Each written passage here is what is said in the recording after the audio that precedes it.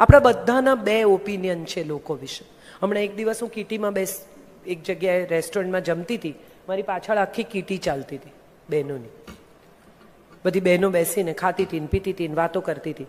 એમાં એક બહેને કહ્યું કે તમે એમ કે આઈફા એવોર્ડ જોયો? રેખા ડાન્સ કરતી હતી ને તો અમિતાભને જ બતાવ કરતા હતા. હવે પહેલાં તો આ વાત જ ખોટી છે, કારણ કે અમિતજી તો ગયા જ નહોતા બેંકોક, એમને બતાવ્યા જ નહોતા. છતાંય એમણે કીધું, હું તો સાંભળતી હતી. એટલે બાજુમાં બેઠેલા બીજા બેને કહ્યું કે તમને નથી ખબર, એમનું હજી ચાલે છે. આપણે કેટલા ટકા એમનું ચાલે છે કે નહીં? શ્રીદેવી ગુજરી ગઈ ત્યારે આપણે કેટલા બધા લોકોએ એની સર્જરી ઉપર, એના ઝઘડા ઉપર, મિથુન સાથે પરણ્યા હતા કે નહીં એના ઉપર ચર્ચા કરી. કોઈએ એવો વિચાર કર્યો કે એણે હિંમતવાલાથી ચાંદનીની વચ્ચે 18 કિલો વજન ઉતાર્યું? એ કોઈને યાદ નથી. એ લમ્હે નામની ફિલ્મમાં અનિલ કપૂરથી મોટા પણ દેખાયા ને અનિલ કપૂરથી નાના પણ દેખાયા. એક એક્ટ્રેસ માટે કેટલું અઘરું છે. એ કરી બતાવ્યું એણે, એ આપણને યાદ નથી. પણ એ મિથુન સાથે પરણેલી હતી ને આમ થયું હતું ને ફલાણું થયું હતું ને. દરેકની બીજાની જિંદગીમાં આપણને કેટલો બધો રસ છે. એ સવાલ આપણે આપણી જાતને પૂછવાનો છે કે કેમ આપણે બીજાની જિંદગીમાં આટલા બધા ઇન્ટરેસ્ટેડ છીએ. તમને કોઈ બેગ ભરીને કચરો આપી જાય સવારના પરમાં તમારે ઘેર, સરસ સરસ પ્લાસ્ટિકની ડિઝાઇનર બેગમાં, તો તમે એનું શું કરો?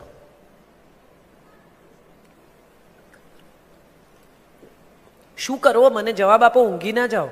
તમે સારું જમ્યા છો એ મને ખબર છે. ફેંકી દો કે નાની નાની ઝીપલોકમાં ભરીને આજુબાજુમાં આપી આવો કે કોઈ અમારે ઘેર કચરો આપી ગયું છે તમે રાખો. છે કોઈ એવું? સાચું કહેજો. નથી ને? તો આટલા વોટ્સએપ કેમ ફોરવર્ડ કરો છો? કેટલા વોટ્સએપ? તમે વિચાર કરો તો તમને સમજાય. સમજ્યા છો, નથી સમજ્યા, વાંચ્યા છે, નથી વાંચ્યા, દે ધનાધન ફોરવર્ડ. અને તમે કોઈકને જોયા હશે તો તમને સમજાશે, એરપોર્ટ પર તમે કોઈને ફોન સાફ કરતા જોયા છે? નવરા બેઠા હોય ને ત્યારે લોકો ફોન સાફ કરે, પણ વોટ્સએપ ડિલીટ કરતા પહેલા કોકને મોકલે. જીવવો જોઈએ, આગળ જવો જોઈએ. અહીંયા ખલાસ નહીં કરવાનું, એને ક્યાંક આગળ પહોંચાડવાનું, પછી ડિલીટ કરવાનું. લોકો એટલા માટે હવે ફરવા નથી જતા કે એમને કોઈ પ્રદેશ જોવો છે કે એમને પોતાના મિત્રો સાથે કે પરિવાર સાથે સમય વિતાવવો છે. હવે લોકો એટલા માટે ફરવા જાય છે કારણ કે ફેસબુક પર ફોટા અપલોડ કરવા છે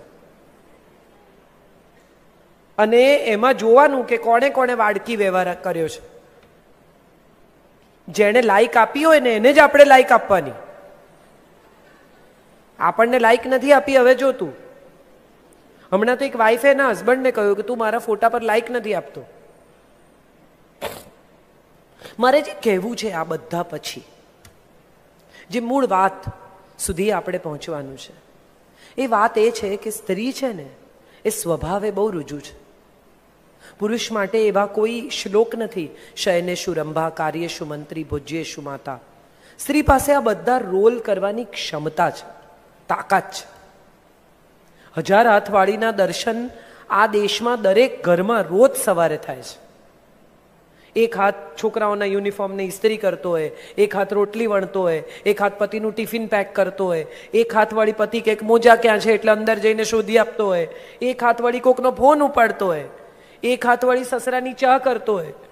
અને આ બધી 1000 હાથ સાથે દિવસ દરમિયાન સવારના ભાગમાં દોડતી ભાગતી કરી શકતી સ્ત્રી કમાતી નથી, એનો એને જ્યારે અફસોસ થાય ને ત્યારે મને બહુ નવાઈ લાગે કે પૈસા કમાવા એ એકમાત્ર ધ્યેય નથી હોતું જીવનનું. ગમે તેટલા પૈસા હોય, મારે તમને 3 સવાલ પૂછવા છે. તમારા ઘરમાં ઉત્તમ બેડરૂમ હોય, એ ઉત્તમ બેડરૂમમાં ઇન્ટેલિજન્ટ એસી હોય, તમે બહારથી ઓન ઓફ કરી શકો એવું, મેમરી ફોર્મના ગાદલા હોય મોંઘામાં મોંઘા, અને છતાંય તમે પથારીમાં પડો ત્યારે તિજોરીમાં રહેલા કરોડો રૂપિયાથી તમે 2 કલાકની ઊંઘ ખરીદી શકો છો? હા કે ના? અમિતાભ બચ્ચન પાસે ઓછા પૈસા છે, એને ઇન્સોમ્નિયા છે. એ આખી રાત સૂઈ નથી શકતા. એમના ટ્વિટર, એમના બ્લોગ તમે જોશો તો સવારે 3 વાગ્યાના, 4 વાગ્યાના, રાતે 2:30 વાગ્યાના આવા બ્લોગ હોય છે. તમને ખબર પડે કે એને ઊંઘ નથી આવતી. તમે ગમે તેટલા પૈસા ખર્ચીને 4 શેફ રાખો અને ઉત્તમ ક્રોકરી રાખો અને ડાઇનિંગ ટેબલના પાયા સોનાના રાખો, તોય તમારા તિજોરીમાં પડેલા પૈસા ભૂખ ખરીદી શકે છે? હા કે ના? અને સૌથી મહત્વની અને છેલ્લી વાત, અહીંયા રિઝોર્ટમાં કોઈ એક બેન બેઠી હોય અને રડતી હોય તો બધા જઈને પૂછે કે બેન કંઈ વાગ્યું, કંઈ પૈસા ખોવાયા, કંઈ બીજું થયું, કંઈ ત્રીજું થયું, શું થયું, કેમ રડો છો? પણ એકલી બેસીને હસતી હોય તો?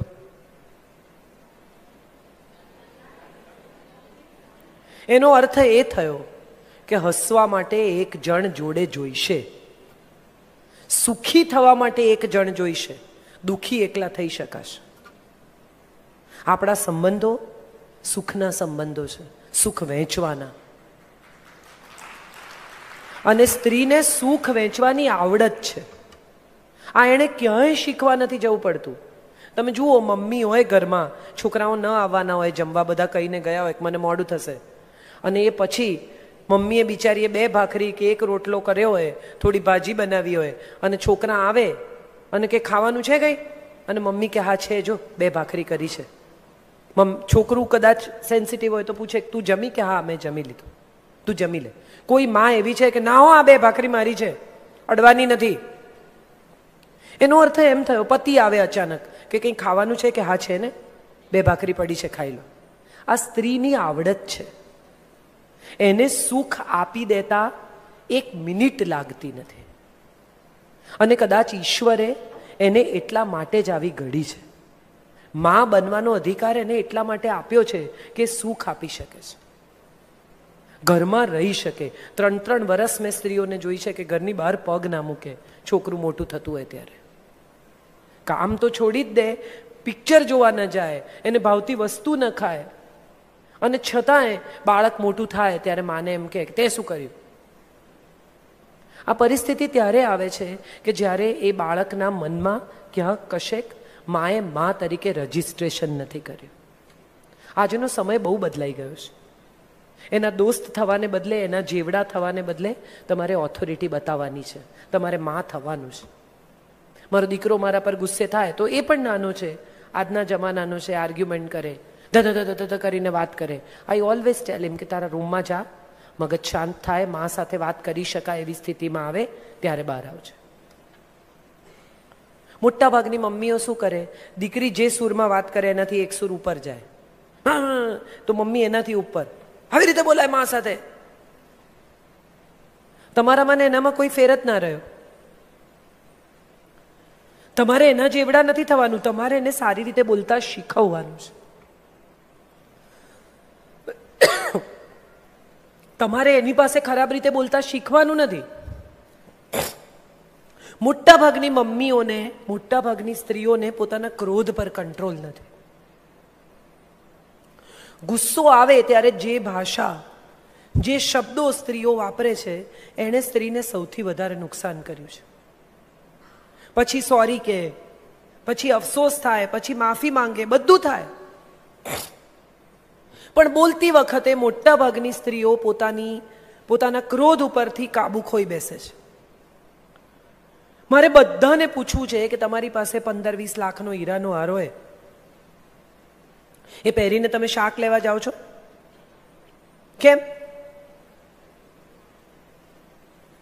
કેમ નથી જતા? કારણ કે 15-20 લાખ રૂપિયાનો હીરાનો હાર પહેરીને તમે શાક લેવા જાઓ તો બધાને એમ થાય ખોટો હશે, બાકી આવું કોઈ પહેરીને ફરે? હા કે ના? અને તમારી પાસે કદાચ ઇમિટેશનની જ્વેલરી હોય, છતાં બહુ જ રિયલ જેવી દેખાતી હોય, અને તમે લગ્ન પ્રસંગે પહેરી હોય તો કોઈને શંકા ના આવે કે આ ખોટી હશે. સાચી વાત કે ખોટી વાત? આ ક્રોધ છે ને, એ પણ પ્રસંગે કાઢવા જેવું હથિયાર છે. દરરોજે જે ગુસ્સે થાય ને એને કોઈ ગાંઠે નહીં. પછી આપણે કેટલા ઘરોમાં જોયું છે કે મમ્મી બોલ્યા કરે ને છોકરાને જે કરવું એ કર્યા કરે, કારણ કે મમ્મીને બોલ્યા જ કરવું છે. હવે રોજ જ બોલે છે અને કંઈ સિરિયસલી લેવા જેવી છે જ નહીં.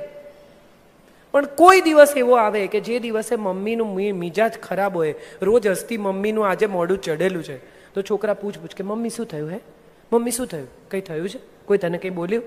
કારણ કે વર્ષમાં એક જ વાર આવો પ્રસંગ આવે છે. રોજ મમ્મીનું મોઢું ચડેલું હોય ને તો ઘરના લોકો એમ થાય કે આ સિચ્યુએશન નોર્મલ છે, વાંધો નહીં.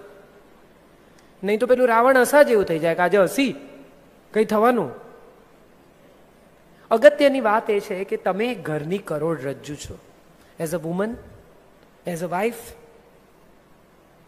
આખા ઘરનો તમામ ભાર તમારા ઉપર છે. તમે જુઓ કેટલા બધા લોકો એવું કહે છે કે સ્ત્રીની બુદ્ધિ પગની પાની. આ કહેવત તમે સાંભળી હશે, હા કે ના? બધા એકાદ વાર તો આ કહેવત સાંભળી જોઈએ કે સ્ત્રીની બુદ્ધિ પગની પાની. મારે બધી સ્ત્રીઓને કહેવું છે કે પગની પાની છે ને આખા શરીરનો ભાર ઉપાડે છે સાહેબ. તમારી પાની છે ને એના ઉપર તમારા આખા બોડીનું વેઇટ છે. અને આખા બોડીને જે ટોલરેટ કરે છે, જે કેરી કરે છે, જે એનું વજન ઉપાડે છે એ પાની છે. તમે આખા જગતનો ભાર ઉપાડતી સ્ત્રી છો, આખા ઘરનો ભાર ઉપાડતી સ્ત્રી છો.